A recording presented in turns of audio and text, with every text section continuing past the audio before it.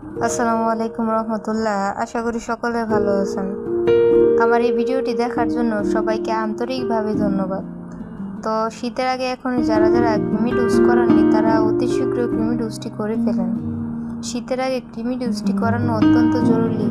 আর যাদের মুরগি 40 থেকে 45 দিন বয়স হয়েছে তারা এই কৃমি ডোজটি করতে পারবেন আলহামদুলিল্লাহ।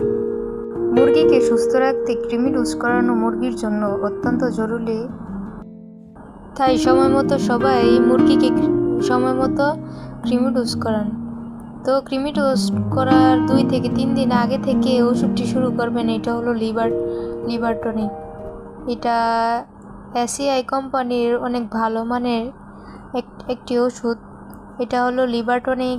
এটা খাওয়ানোর ফলে মুরগির লিভারজনিত রোগের সমস্যা এবং খিদামন্দ সমস্যাগুলা ঠিক হয়ে যাবে আলহামদুলিল্লাহ।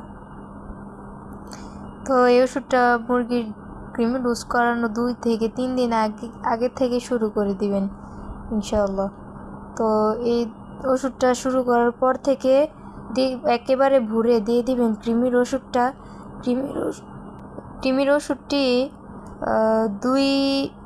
2 কেজি পানির সাথে 2 মিলি অ্যাড করে খালি পেটে খাইয়ে দিবেন ইনশাআল্লাহ।